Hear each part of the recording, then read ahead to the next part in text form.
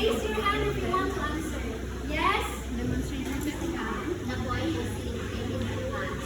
Very good. Let's give him a round of applause. Very good. The boy is sleeping in the class. So, how about the student too? Other hand? Yes, Cassandra? The girl participating in the class. Wow, very good. Thank you so much, Miss Tagaan and Miss Dumas. So, yes, the student one is sleeping and the student two is actively participating in class. So, who do you think will perform a better performance? Student two. Who says student one? Raise your hand. Who says it's student two? Raise your hand. Wow! All of you answered student two. Let's see if it's correct. Wow, very good. Now, let's give a very good kaming lahat applause. So, I want you to all stand up. So, kanina na siya. 1, 2, 3. Very good kaming lahat. Okay, 1, 2, 3. 1, 2, 3. Very good kaming lahat. Wow. Yay. Okay, so, what do you think? Why is the boy sleeping during the class? Yes? Why? Yeah, why? For me, it is tired. Yeah, it's tired. Very good. Maybe the boy is tired. How about the student too? Why do you think she is actively participating? Yes, Miss Orlando? Maybe because she is motivated to learn. Very good. Maybe because she is motivated to learn. So, your traits or the affective traits, the behavior, the attitudes will affect our learning. So, now, do you want to play a game? Yes! Okay, so let's click the start button. Okay, so this game is called Affective Traits Relay Game. So I know you're all familiar with this game. So I want you to form 4 groups. So let's count here. 1, 2, 4. 1, 2, 3, 4, 1. Okay, it's always time. Ay, okay. 2 groups. Let's have 2 groups. Okay, let's count again. 1, 2. 1, 2. 1, 2. 1, 2. 1. Okay. All the group 1 here, please form a line. And here in the group 2, please provide a space. Okay, so you have to choose one representative. So the representative is the members at the front. So Miss So the representatives will come here in front, and I will give emojis, and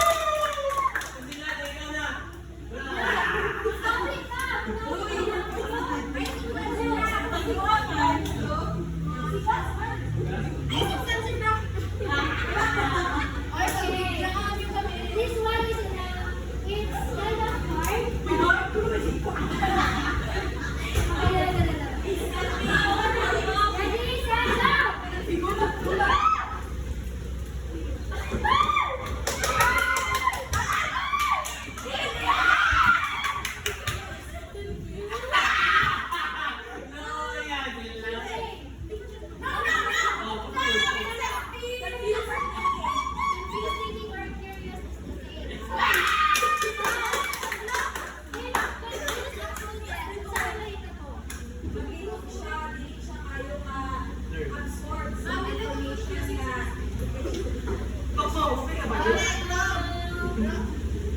Ano ka na? Mag-curious siya kayo mag-action pa sa kalong ba? Confused? Na siya anak kayo, dali siya makalipid. Kanang kwan siya, magkano kwan siya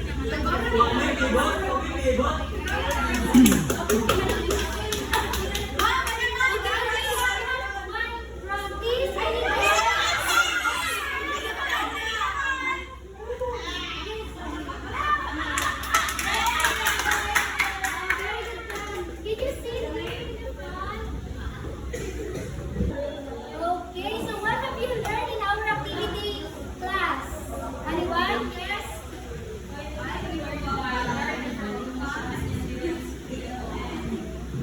somehow, yes, it could affect their way of Yeah, very good. Give up. Hawak ko ang big applause. Hawak ni Fritzy ang big applause. So, halika siya. 1, 2, 3. 1, 2, 3. Hawak ni Fritzy ang big.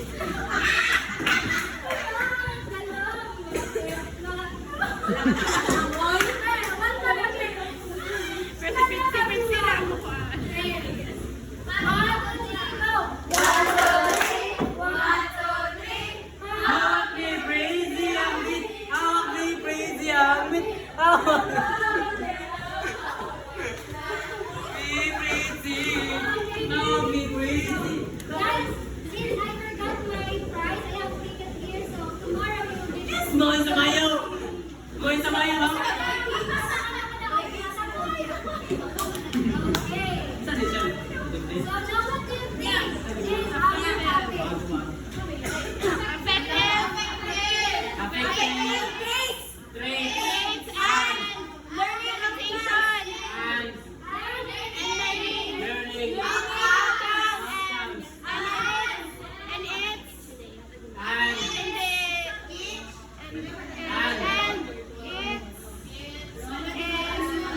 It's identification.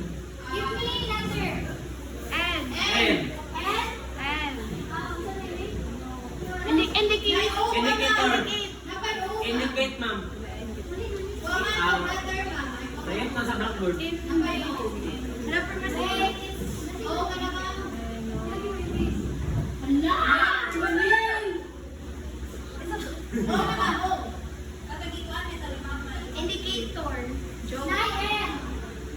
Indicator.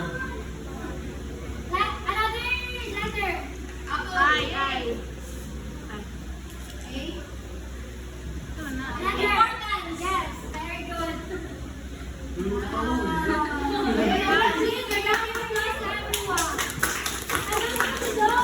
Who won the game? Let's give a round of applause. It is about effective grades and learning outcomes, and also its importance. So, do you have any idea what is effective grades? Based on activities at our yes, Miss Camilos. Affective traits are kanang mga traits bitaw like sa kung sa learning objectives pa na siya mo na ang kanang sa emotions nimo and everything. Very good. So, the example of that is emotions. Okay. How about the learning outcomes? With my teacher. Do you have any idea what is learning outcomes? Or sa may result? Diba? Yeah, so, now let's proceed. So, for our learning objectives, at the end of the lesson, the learners will be able to, please read. Analyze the relationship between affective traits and learning outcomes. Evaluate the role of affective traits in shaping meaningful and effective learning experiences. And demonstrate affective traits through role-play assessment. Okay, so that is our learning objective. So, now let's proceed to our topic. So affective traits, it refers to the feelings, attitudes, values, beliefs, interests, motivation, and self-confidence of students that influence how they behave and learn in class. So it is the influence or mo influence ng mga students sa ilang pag-learn. So,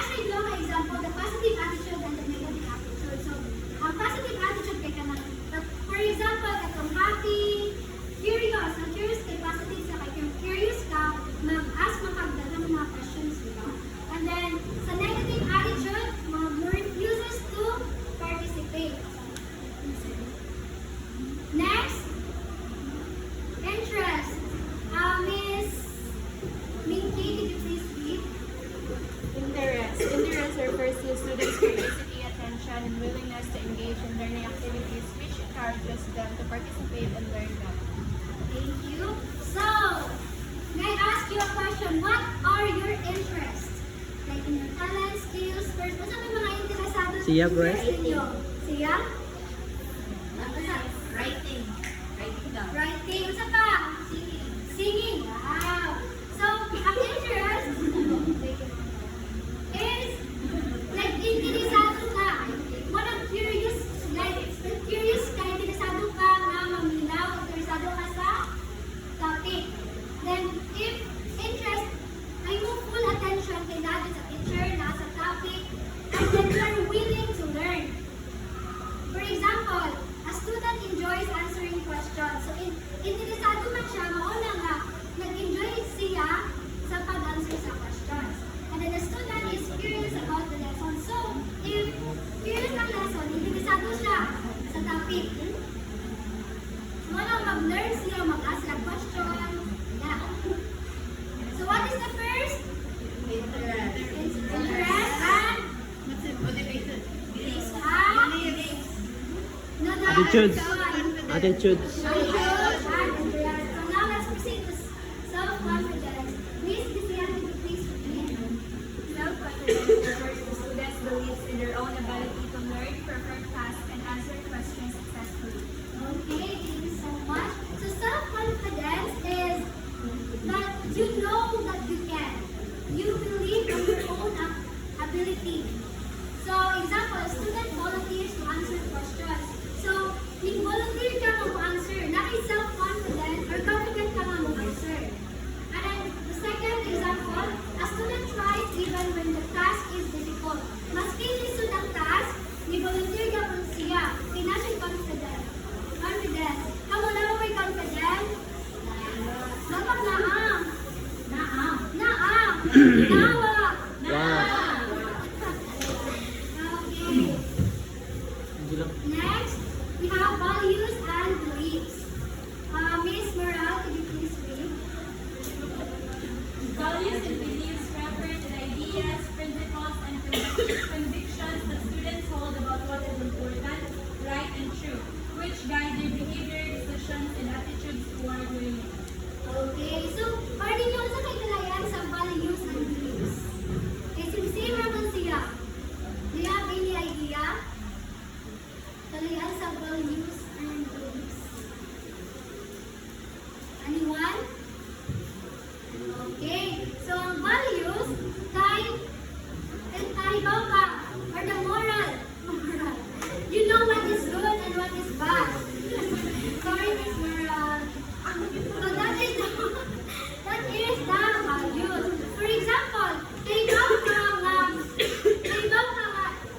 good or importante ang you believe or kay ba ka dapat or you respect. Values is respect.